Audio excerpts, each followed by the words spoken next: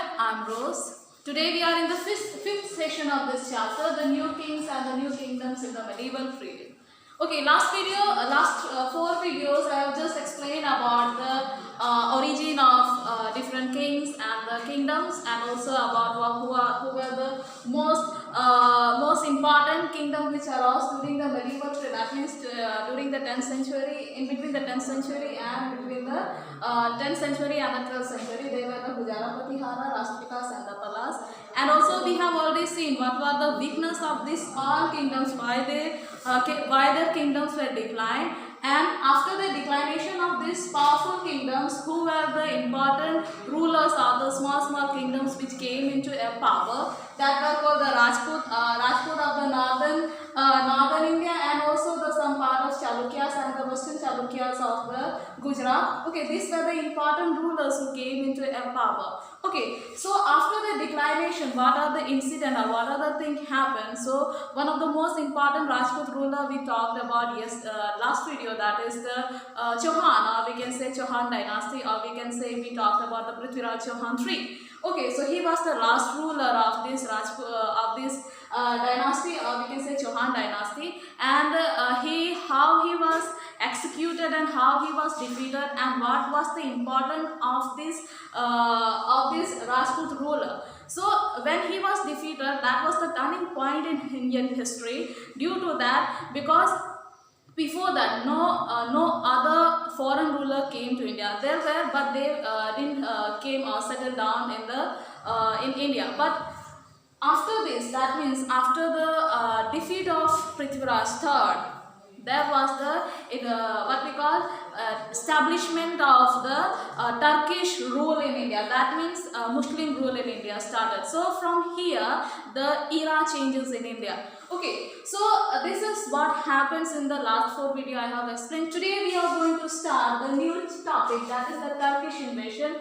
Okay, so as we have discussed in the last video, how the Prithviraj Chauhan was being defeated by the Muhammad Ghori. Okay, he is also called the Muhammad Ghor. Okay, of the Afghanistan. He came from the Afghanistan. So today we are going to first of all we'll talk about one more ruler who came before Muhammad Ghori. He was the Muhammad of Ghazni. That means he is from the Afghanistan. Now we can say Iran. From Iran he came, and his capital was Ghazni. Okay, and his name was Mazuddin. Okay, his name was Mazuddin.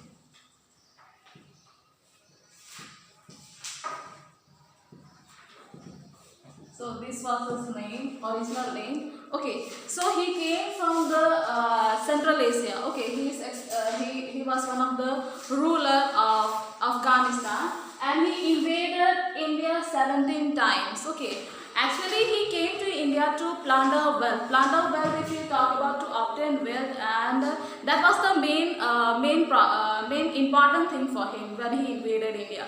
So first of all, when he invaded India, and he was the first ruler who hold the title of Sultan. Okay, so and he invaded India, as I told, 17 times. And if we talk about when he came to India, he didn't came to rule India, but actually he came to India for plundering wealth from India, and also to build a large army. So to build a large army, he needed a wealth. So already you have heard about the Indian subcontinent, that means the northern part of India. That is why to build his army, he needed wealth. For to obtain wealth, he invaded India. Okay, so mainly when he was invading India, whenever he was coming to India, mostly he used to attack the temples.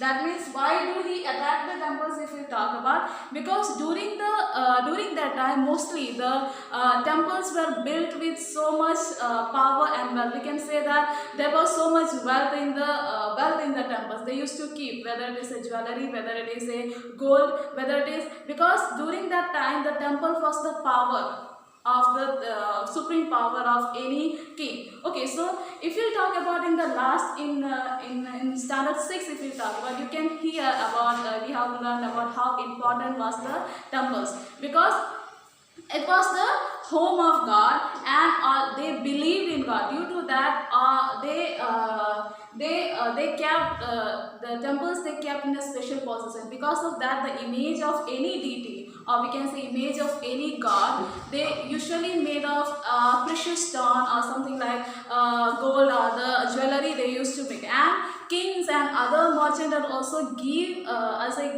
they give us a donation. Okay, so due to that, what happened? This all temples, or we can say northern part of temples, all were being built with great effort, and they used to keep the gold and jewelry in the temples itself. So due to that, what happened?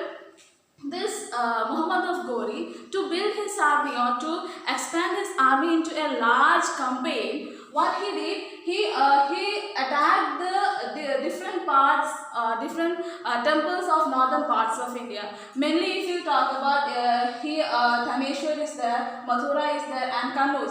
These are the temples in this place, Dhameshwar and Mathura and Kannauj. These are the place where mostly the temple towns were being situated.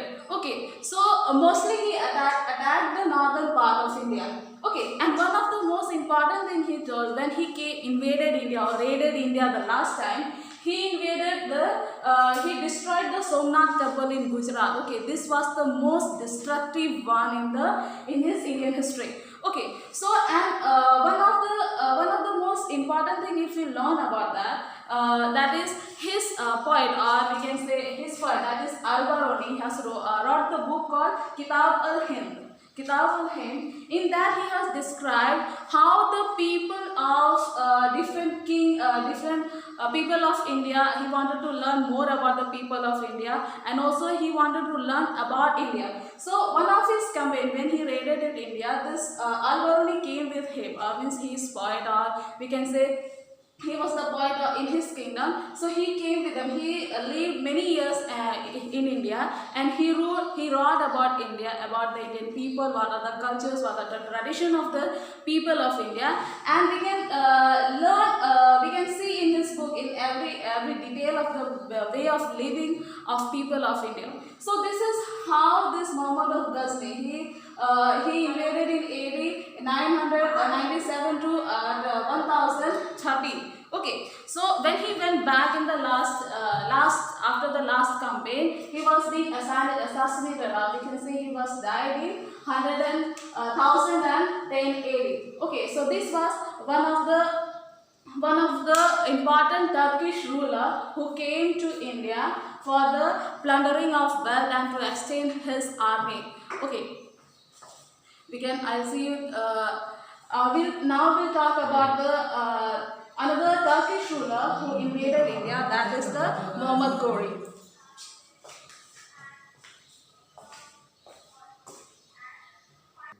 As we were talking about the Muhammad of Ghazni, one of the most important part, that is as he was destroying the temples, various temples of northern part of India. That is why he was also called the idol breaker, because he attacked his for plundering wealth, or for take away the wealth. He usually attacked the temples. That is why he was called as the idol breaker. That is the name given by the people of India.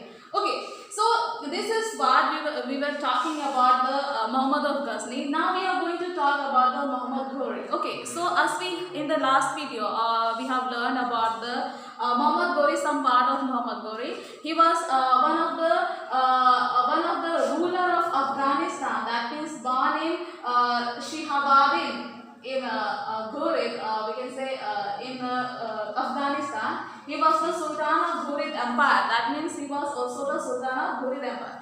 Actually, this all Turkish ruler who invaded India mostly came for the expanding the Muslim religion, or we can say Islam rule in various parts of the world. Okay, so one of the some part of that India also was being affected by that. That is why this mostly main view of this was to how much they want to extend extend or how much they want to expand their own religion. And this both ruler were actually they came from the Abbasid Caliphate dynasty. Okay, so they were the ancestors of the successor of this Abbasid Caliphate. Actually, this Abbasid Caliphate is the successor of we can say Muhammad of Prophet, that means third successor of Muhammad Prophet.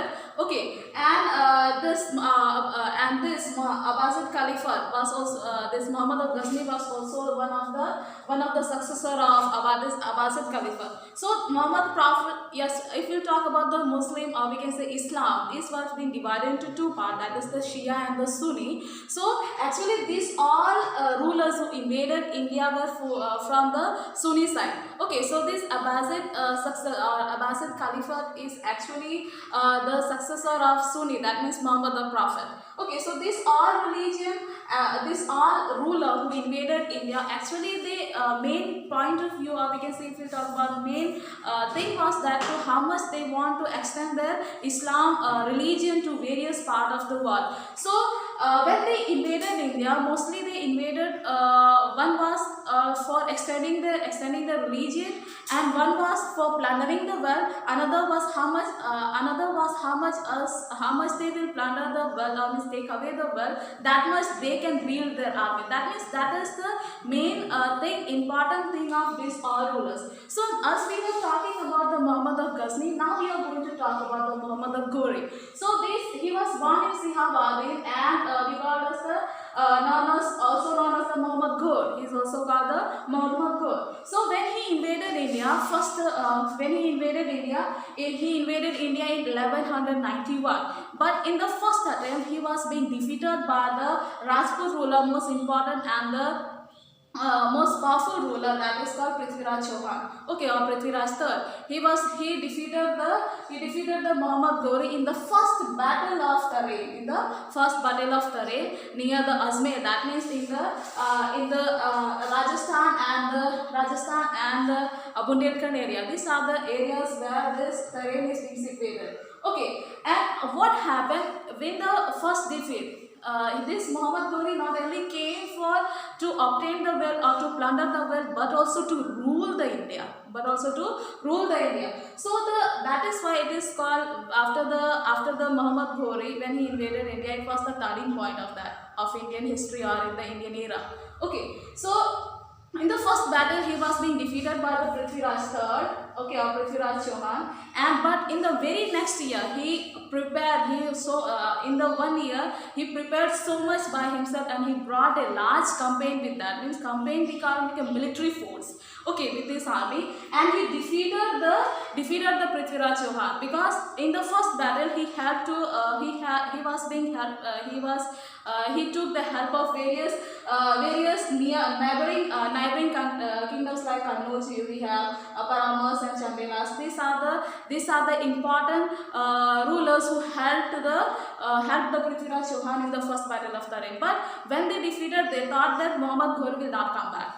But it was not that. This Muhammad Ghori was having that kind of revenge against the Prithviraj Chauhan. That is why in the very next year, that is in AD 1192. In AD 1192, he came back and he defeated the Prithviraj Chauhan, and this Prithviraj Chauhan was being captured and he was executed after that. Okay, and after that what happened, this Muhammad Ghori, when he captured this all area, after that he went back and he was being assassinated by one of his military. And this part, that means northern part of India, was left to the Qutbuddin Aibak, General Qutbuddin Aibak. That means chief general in the hand of Qutbuddin Aibak. And after that, if you talk about the Qutbuddin Aibak, was the first ruler or the Delhi Sultanate ruler who established the what we call slave dynasty in India. So this is the story of we can say this is the chapters which is